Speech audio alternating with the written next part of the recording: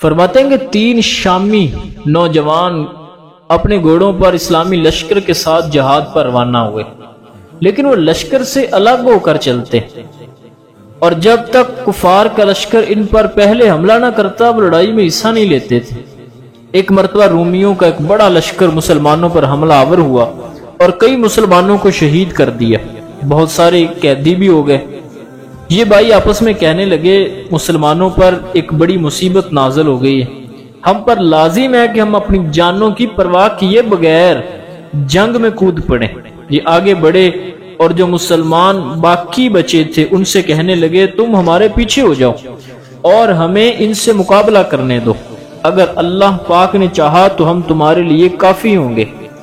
پھر یہ رومی لشکر پر ٹوٹ پڑے اور رومیوں کو پیچھے ہٹنے پر مجبور کر دیا۔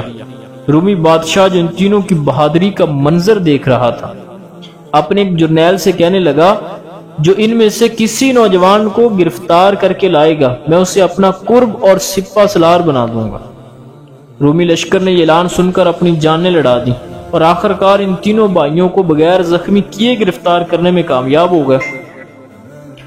جب گرفتار کر لیے گئے تو رومی بادشاہ بولا ان تینوں میں سے بڑھ کر میرے لیے کوئی اور فتح میں مال غنیمت کا مال نہیں۔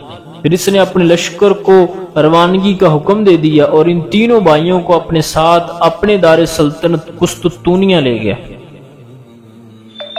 اور بولا اگر تم اسلام ترک کر دو تو میں اپنی بیٹیوں کی شادی تم سے کر دوں گا اور آئندہ بادشاہت بھی تمہارے حوالے کر دوں گا۔ ان بھائیوں نے ایمان پر ثابت قدمی کا مظاہرہ کرتے ہوئے اس کی یہ پیشکش کو ٹھکرا دیا اور سرکار مدینہ صلی اللہ علیہ وسلم کو پکارا اور آپ صلی اللہ علیہ وسلم سے فریاد کی۔ بادشاہ نے اپنے درباریوں سے پوچھا یہ کیا کہہ رہے ہیں؟ درباریوں نے جواب دیا یہ اپنے نبی کو پکار رہے ہیں۔ بادشاہ نے ان بھائیوں سے کہا اگر تم نے میری بات نہ مانی تو میں تمہیں 3 دیگوں میں جو کھولتا ہوا تیل ہے اس میں ایک ایک کو ڈال دوں گا۔ پھر اس نے تیل کی 3 دیگیں رکھ کر ان کے نیچے 3 دن تک آگ جلانے کا حکم دیا۔ ہر دن ان 3 بھائیوں کو ان دیگوں کے پاس لایا جاتا اور بادشاہ اپنی پیشکش ان کے سامنے رکھتا کہ اسلام چھوڑ دو میں تمہیں اپنی بیٹیوں کی شادی بھی تم سے کروں گا اور آئندہ بادشاہت بھی تمہارے حوالے کر دوں گا۔ یہ تینوں بھائی ہر بار ایمان پر ثابت قدم رہے اور بادشاہ کی اس پیشکش کو ٹھکرا دیا۔ 3 دن کے بعد بادشاہ نے بڑے بھائی کو پکارا اور اپنا مطالبہ دہرایا۔ اس مرد مجاہد نے انکار کیا۔ بادشاہ نے دھمکی دی میں تجھے اس دیگ میں پھکوا دوں گا، لیکن اس نے پھر بھی انکار ہی کیا۔ آخر بادشاہ طیش میں آ کر اسے دیگ میں ڈالنے کا حکم دیا۔ جیسے اس نوجوان کو کھولتے ہوئے تیل میں ڈالا گیا آنن فانن اس کا سب گوشت پوست چل گیا اور اس کی ہڈیاں اوپر ظاہر ہو گئیں۔ بادشاہ نے دوسرے بھائی کے ساتھ بھی اسی طرح کیا اور اسے بھی کھولتے تیل میں پھنکوا دیا۔ جب بادشاہ نے اس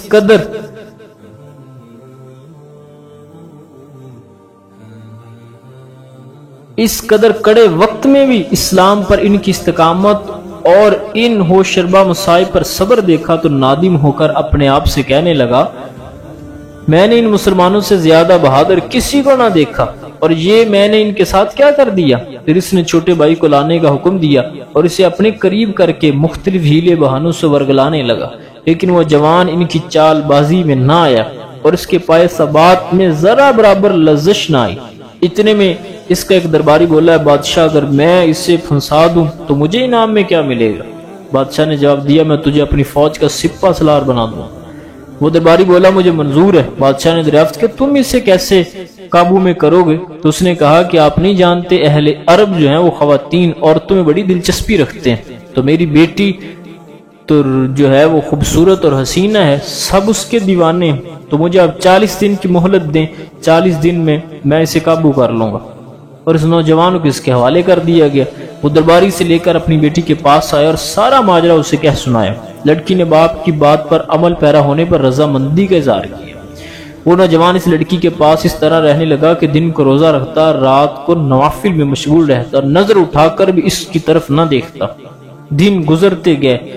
جب دن پورے ہو گئے تو اس لڑکی نے کہا کہ آپ بادشاہ سے کہیں کہ ہمیں کچھ دنوں کی اور مہلت دی جائے، اور یہ تو سارا دن نوافل روزہ رکھتا ہے، رات بھر نوافل پڑھتا ہے، تو ہم اس شہر سے کسی دوسرے شہر چلے جائیں، اس کا خیال اپنے بھائیوں کی طرف ہی لگا رہتا ہے، تو ہمیں کچھ مہلت دی دے، تو مہلت میں اضافہ کروایا جائے۔ بادشاہ نے مہلت میں اضافہ کر دیا اور ان دونوں کو دوسرے شہر پہنچانے کا حکم دے دیا۔ وہ نوجوان جہاں بھی معمول پر قائم رہا، یعنی دن میں روزہ رکھتا، رات بھر عبادت کرتا، یہاں تک کہ جب مہلت ختم ہونے میں 3 دن رہ گئے تو وہ لڑکی بے تابہ اس نوجوان سے عرض گزار ہوئی، میں تمہارے دین میں داخل ہونا چاہتی ہوں، اور یوں وہ مسلمان ہو گئے۔ پھر انہوں نے یہاں سے فرار ہونے کی ترغیب بنائی اور وہ وہاں سے فرار ہوئے، سلطنت سے نکل گئے، اور انہوں نے پھر دوسری جگہ جا کے شادی کی۔ اس واقعے سے بہت ساری چیزیں ہمارے سامنے آتی ہیں۔ اس ایمان پر، اسلام پر ثابت قدمی، تکلیفیں، مصیبتیں، پریشانیاں یہ زندگی میں آتی ہیں، تو اس کا مطلب ہرگز یہ نہیں کہ انسان کسی مصیبت پر یا کسی پریشانی پہ آ کے دین اسلام کی طرف پیٹ کرے اور آنے والے مصائب کو جو ہے آسانی کے لیے اس سے غداری کر جائے۔ اپنی جان اور اپنا مال سب کچھ دین کے حوالے کیا جا سکتا ہے، لیکن دین کو چھوڑا نہیں جا سکتا۔ اللہ کریم ہمیں ایمان پر استقامت